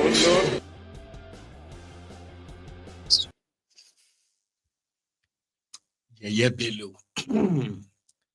So that's him there speaking to Tinubu that Tinubu won't need to come and tell Kogi people what he's done because they are very grateful to him for fighting insecurity, for more money, for infrastructure. And I'm like, politicians are so mad though. This weary ran underground until they managed to find him a deal with Tinubu. He ran aground that he was like camouflaging, going everywhere. Now he's calling himself a lion. And you see that dance? That way he was like, he's an armed criminal himself. In Kogi State, he's got his own armed militia for politics. And they are not afraid to shoot and kill because they've done it many times. We call him Governor Tatata. They composed the music for this guy that they celebrated. They said he's very rugged. You understand? He is a brutal, cold-hearted killer, a criminal to the core. But he finds home in ABC, and there are many like him. They found him there. And this time around, if you remember him very well, right? That was the same way he was everywhere talking about Bokuwari. So right now he's finding his way back into the heart of Tinubu because he's one of those who walked then to stop Koolu. Then changed 9 minutes, like El Rufaya. So he's promising violence. That's what he's promising. That Tinubu, all they need is just for Tinubu to just and Kogi, give Kogi to them. It's Tuji who is the Olodo of Kogi, right? Which is their governor, right? So that one will undo every resources to that, every resource they send to them. And then the cover of the DSS and all that. All of now will be DSS, policemen, senior police officers. They are very close in mischief with these guys. You know what I mean? Like you sit down with them, they will be plotting on how to go and, you know, rig elections, take some people away. And you, director, you will sit down there with them. I say, okay, Baba, okay. And so, what's going to happen, Your Excellency? Say, no, your own money is ready. On your way out, they will take care of you. And all of Puna will now join them in perpetuating electoral fraud in order to allow them to hold power. And somehow, you are supposed to actually be patriotic to Nigeria, Abi? Not to the politicians, no? Who knows? So the video I'm about to share with you right now ordinarily won't be anybody's business. But for two reasons why it should be our business. And hopefully, there will be a follow-up kind of like action. The first reason why the video I'm about to share with you next concerns us is because the guy involved is a senator. He's one of the senators of Nigeria. A guy who has the track record of brutality and, of course, abuse of power too, or abuse of privilege, using his position to put people away that crosses him. So that is why this story or this video you're about to watch next concerns us. The second one is the story of a domestic violence, all right, which in itself is also coming from his estranged wife right now. I am talking about Regina and Ned. You've seen the video, right? Right, so I don't know what happened between them. So they said Regina was complaining of, Regina Deniers, so she was complaining of a domestic violence and all that she's had enough, so she's moved out. While out there, Ned, a current senator in Nigeria, sent some thugs to go and retrieve something from her. In the process, they assaulted her. I don't have the full story, but the part the ones I kind of am privy to got me interested. The senator, Ned, and his estranged wife. No, in fact, no, scratch that. It is Regina facing those sent by her husband, Ned, to assault her and her brother. We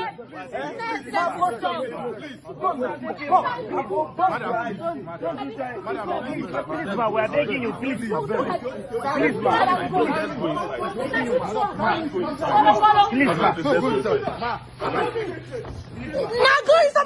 down. Did anything happen to my sister? In this house. In this house. It's okay. In Ned Woko's house. No. In Ned Woko's house, I am nothing. But in my house, I am a queen. No, you're still as valuable. Mom, look at me. Look at me, Mom. Baby, once again, I cannot stand the violence. It's too much. It's too much. Don't go give water now. Don't go give water. Just I relax. beg, give her water, Jarea. Just wait. I actually want something. Just relax. Wait. Shame on you. Are you bringing out a gun? Hey, can you imagine? Hey, can you imagine this?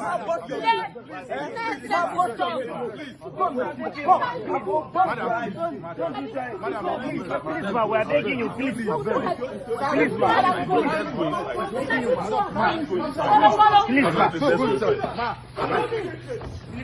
go in some of your fight. I mean, now go in some of your fight.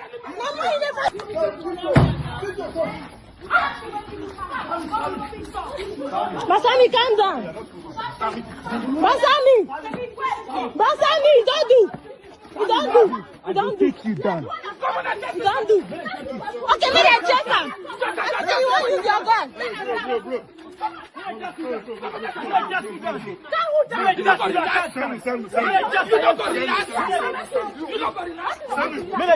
calm down, please.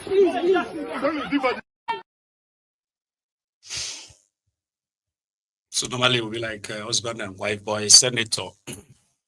So they said that there is actually a clip where Ned was being kind of like appealed to, Regina, her mom, they were apologizing to Ned, and Ned was kind of like protesting that, okay, would you stop now saying, I am not your father, I'm not your father. You know what that means? Like, don't talk to me like that, you are not my father. And it's like, I'm your husband, I can ask you, you know what I mean? So that video also surfaced. So if Regina has been assaulted or violated in her home, and this time around she wants to probably make a formal complaint against her husband, I will be interested, right? Yeah, just to see how he's going to use that same power he's been using to put people away. Use it on his wife, if this should go public, because it's already public now. Ned. Oh, she would not tell me, look, you are not my father. What the hell? She would tell me, I swear to God. She said, you are not my father. I said, no, I'm your husband. Go to bed. Please, let's go to bed. You are my everything. Exactly.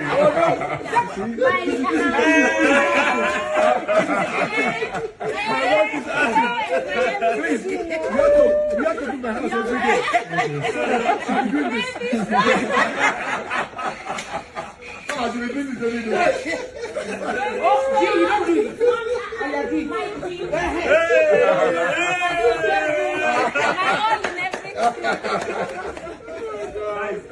I love that. But that was before what happened last night, I think. Now, it's not a laughing matter, by the way, when Alex Otti issued his own sort of like caveat, sort of, last week. The Deputy Speaker, Benjamin Koolu, who was in Abia, was entertaining his supporters when he bragged that Abians deserves better. No matter what Alex Otti is doing in Abia State, he is just using veil to cover their eyes because Abians are getting more money, and therefore Alex Otti should be doing more than what he is doing, and APC will kick him out. They will do everything that it takes to ensure that Alex Otti is removed as governor in 2027. Benjamin Koolu never really declared if he's going to be running against Alex, but his statements has prompted responses from almost every corner. He's in APC, and he's not really kind of like that trusted. And he himself is considered to be an irrational human. However, coming for Alex Otti too makes it more like, don't even dare, that kind of reactions. So Alex Otti himself has responded, and he said, well, if anybody is coming to Abia State to come and rig elections in Abia, they are better advised to write their own wills. An indirect word for like, because you are going to go back in body bags. Yeah, that's the kind of statement, but not literally, not like that, right? So he said, like, because if you come to Abia State to rig elections, you are likely not going to go back alive. So they now consider that as a threat. Too much of a threat coming from the mouth of a state governor. He must be sanctioned. DSS must investigate this. Why would they say that people will, I am coming there. My dear man, E82. See you soon. So Alex Oti, his reaction. I've heard some people around him say, oh, they must take over the state, they will write results. The only advice I have for them is that if they truly want to write results, they should write something else before that time. You know what it is? Their will. Because this is our state, nobody can intimidate us. But having said that, am I threatened? Absolutely no. Do I bother about that? Absolutely no. But I want us to maintain peace and decorum. Okay? Samson, I don't know if I've answered your question. Yeah, so Freedom March to the Nigerian House, New York City. On the 20th. Well, that's a good one. I'm actually glad I left that on longer. So if you are in the US, in New York City, and other places where this global mobilization or global movement for the unconditional release of Mazi Kanu, right? You can join in solidarity. Let the numbers swell. Make videos. Record your own personal messages. Post them online. You would have done you have done us a great deal of a favor, by the way. So thank you. So a quick reminder that we are still doing very well on our numbers, right? Especially on YouTube. It simply means that you see that we keep reminding us lately to keep liking and liking, that can help us push us back up to the recommendation, and majority of you can now possibly begin to get notifications, right? So we need to keep it up, okay? So we've been around 1,200 for a while now. So if we can get the number at least to 700, 800, you have no idea what magic it will do. Do you want to try? Thank you. Just take a moment, right? Just leave the comment section and one is enough. All right. Thank you. So these three women who decided to go and invest in Nigeria. So they acquired a sizable portion of land in Abuja, got all the documents, and they started what seemed to be like an horticulture, growing green areas and all that stuff in Abuja. And the area itself is kind of like a green, like park for people, free park, where the weakest bulldozers have reached the place. And not just that, it has become a very much like a choice land for the powers that be. And 3 days ago, this happened. This is what used to be of Siam's City Gardens and restaurant. This place has been occupied since 2009. 2015, this girl took over this place, fixed this place. It's a green area, a complete green area. No laws flouted, nothing. She has paid all her ground rents, everything. The government is owing her. But Wike thinks it's okay for him. Wike handed it over to his cronies because they needed to extend their property. And today, in spite of a court order, a subsisting court order, this is what Wike and his people have done. This is what they have done. They came in, demolished a place with 60 graduates, 60 Nigerian young graduates work in this place. This is what they have made of this place. 62 in this place. 62 graduates work in this place. This is what they have done. This is what they do. They demolish people's homes, demolish people's businesses, and their properties, and they reallocated. Even though there was a court order, Wike reallocated this property to his cronies. Look at this, is what is happening. He reallocated this property to his cronies so they can build a house, a place that is supposed to be a green area, waterway. This is what Wike has done. This is what Wike has done. This is what they have done. So this is it. This is the country where you want young Nigerians to return from abroad. The president said they should come home. To return home, they come home, fix their businesses, and the government will destroy it. This is Nigeria. This is it. This is Nigeria. This is the country you want people to come home to.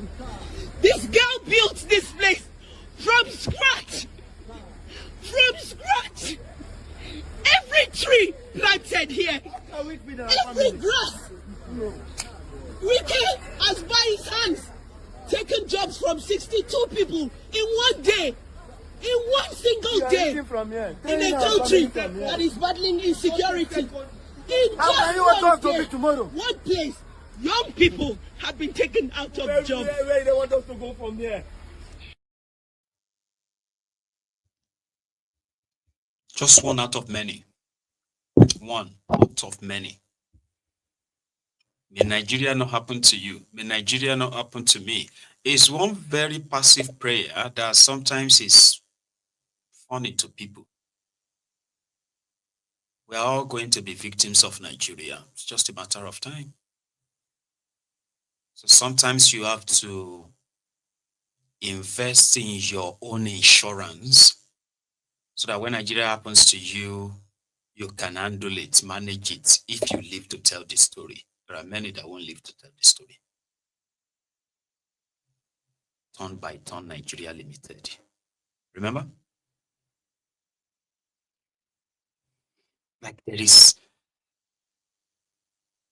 this special greed in this crop of politicians that I want to go back to the 60s, 50s, even 70s to go and read the lifestyle of the politicians of the era. Because they were also adjudged to be very corrupt. So I wanted to go and start, read more about their corruption. Maybe I can kind of, link the type of mindset of that time and the one you have right now. Because right now, I just believe that there is no bigger, higher group of people who are united in their greed. And their greed is so huge that it's going to consume them. It will. Well, some people are worried of. I'm worried of is that maybe this time around their greed is not just going to consume them; it's going to consume the country. A country they have succeeded in weaponizing divisions, weaponizing tribalism, weaponizing poverty. Of course, that's the ground ingredient. So I don't think their greed is just going to consume them. It will consume Nigeria. And please, don't say God forbid. Because if we are being sincere, I don't think God gives a rat. You are judged to be one of the most prayerful. You even have those who are doing national prayer for Nigeria, like organized national prayer. There are those who are fasting and praying for Nigeria from January to December. Every church, every mosque you go to, there's always a special prayer for Nigeria, almost every day. You can't pray for something that is deliberate, something that is intentional. You can't pray for those who deliberately sabotaging the country, compromising our entire system. There's no prayer that can change that. The only thing that will change it is their greed, the end. And if it's just going to consume them, spear Nigeria, or consume Nigeria and everybody all together. So you better be prepared. Yeah? Right. Thank you very much for your time. I wouldn't mind us to take calls, but that is up to you. So I am going to take a short break, a very short one. Sorry. Yeah, I'm going to take a short break. And then when I come back, I will see if we can take one or two calls. But if you have to go, remember, like the broadcast at least. Okay? I'm going to be back in a minute or two, probably more. Don't go anywhere yet.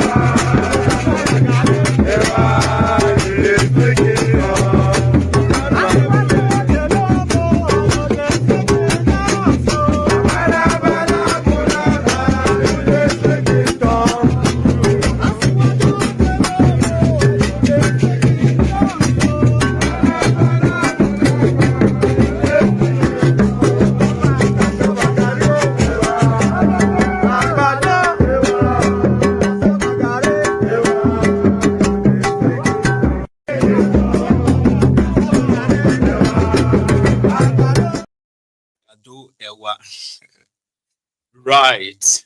So I think I have a problem with the line. I've tried, and it is taking time to load up. So let's just call it a very wonderful evening. For those of you who joined us midway, Japengo,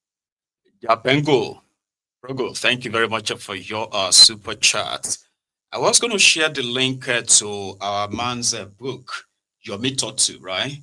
But I have kind of like misplaced that. I'll share it with you next time. For those of you who already have the link, please use it. To those of you who have actually bought the book as well, some have sent their pictures to me like, okay, I got this, I got it, and all that, which is great.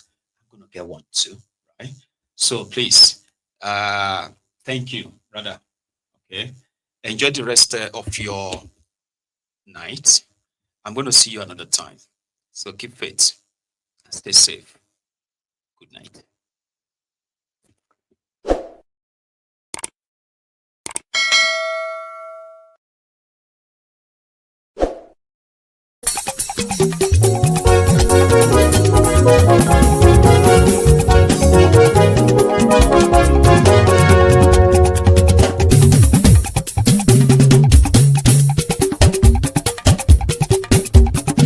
Mayegun làwa mọ̀ làmọ̀ tó dòdòdò. Mayegun Diary, Mayegun number one. làwa mọ̀ láwọn tó jódodo. Máyégún dáyàrí náírà nọ́mbà wán. Máyégún ti dé o ọ̀rẹ́ ará ìlú. Máyégún dáyàrí náírà nọ́mbà wán. Lórí Facebook lórí YouTube. Máyégún dáyàrí náírà nọ́mbà wán. Gbogbo bó ṣe ń lọ ni Máyégún já wa sí. Máyégún dáyàrí náírà nọ́mbà wán. Àṣírí ọ̀jẹ̀lú kì í bò níbẹ̀ o. Máyégún dáyàrí náírà nọ́mbà wán. Bó bá ṣe eré àní Máyégún máa wí. Máyégún dáyàrí náírà nọ́mbà wán. Ó sì tún ṣe eré wàá gbọ́ níbẹ̀ o. Máyégún dáyàrí náírà nọ́mbà wán. Máyégún dáyàrí pòlítíkò. Máyégún dáyàrí náírà nọ́mbà wán. Godfatherism kò sí lọ́rọ̀ Máyégún. Máyégún dáyàrí náírà nọ́mbà wán. Ẹ farabalẹ̀ sẹ́ o kẹgọ́rọ̀ lẹ́nu o. Máyégún dáyàrí náírà nọ́mbà wán. Àní Máyégún làwa mọ̀ tó jódodo. Máyégún dáyàrí náírà nọ́mbà wán.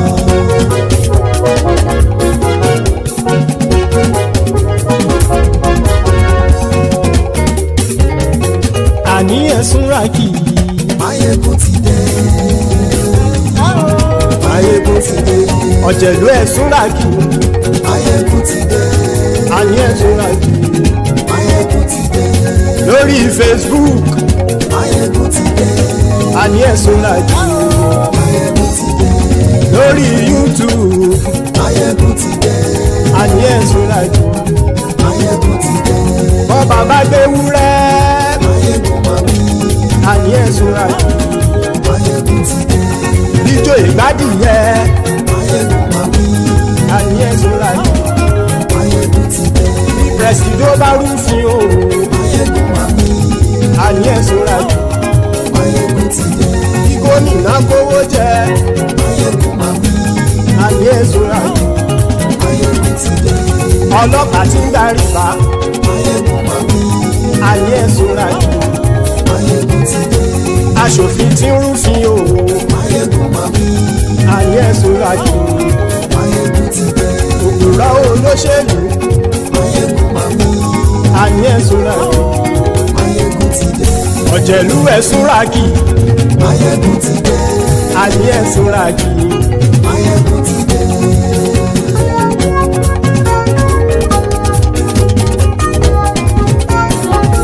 Máyégún ti dé. Gbogbo ọ̀jẹ̀lú ẹ̀sùn ràkì. Máyégún ti dé. Gbogbo ọ̀jẹ̀lú ẹ̀sùn ràkì. Ṣùgbọ́n ní bá ti ṣe èyí tó yẹ kí wọ́n ṣe, ọmọ bá dèrò ní fi wọ́n níran o. Máyégún ti dé. Gbogbo ọ̀jẹ̀lú ẹ̀sùn ràkì. Máyégún ti dé. Gbogbo ọ̀jẹ̀lú ẹ̀sùn ràkì. Ṣùgbọ́n ní bá ti ṣe èyí tó yẹ kí wọ́n ṣe, ọmọ bá dèrò ní fi wọ́n níran. Wọ́n fowó bẹ́ẹ̀ o, Máyégún ó sọ pé wọ́n ò bẹ́ẹ̀. Wọ́n fowó bẹ́ẹ̀, Máyégún ó sọ pé wọ́n ò bẹ́ẹ̀. Oníkan ṣáàtì ṣe èyí tó yẹ kí wọ́n ṣe, fáwọn ará ìlú tó gbé wọn débẹ̀ o. Máyégún ti dé. Gbogbo ọ̀jẹ̀lú ẹ̀sùn ràkì. Máyégún ti dé.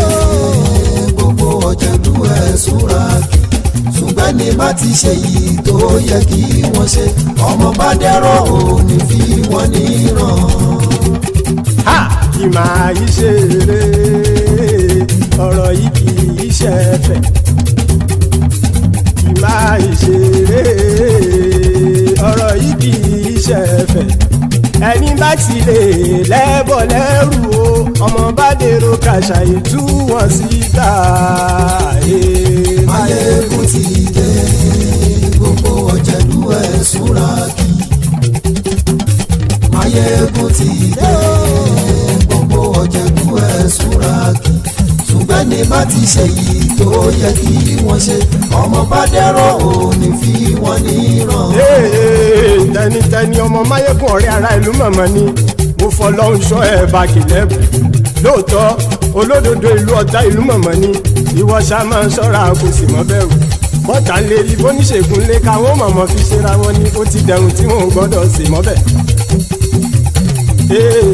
èèpo ọ̀bọ lọmọ bá dérò tàjẹ́ ò gbọ́dọ̀ jẹ́ ó ti dọba lórí àbínú ẹni kò sì mọ́ bùyà àìsíwọ̀lú ní ẹnìkẹ́ ìgbódì ẹyin lábàrá o ó kó ẹni tó bá dán o ákàmù máa yé ègún ti dé gbogbo ọ̀jẹ̀lúwẹ̀ túnra kì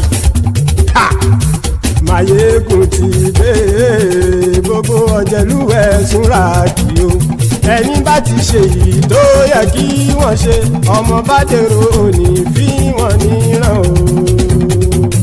mayegun ti dé gbogbo ọ̀jẹ̀lúwẹ̀ túnra kì mayegun ti dé gbogbo ọ̀jẹ̀lúwẹ̀ túnra kì ṣùgbọ́n ní bá ti ṣe yìí tó yẹ kí wọ́n ṣe ọmọ bá dẹ́rọ̀ ò ní fi wọ́n níran.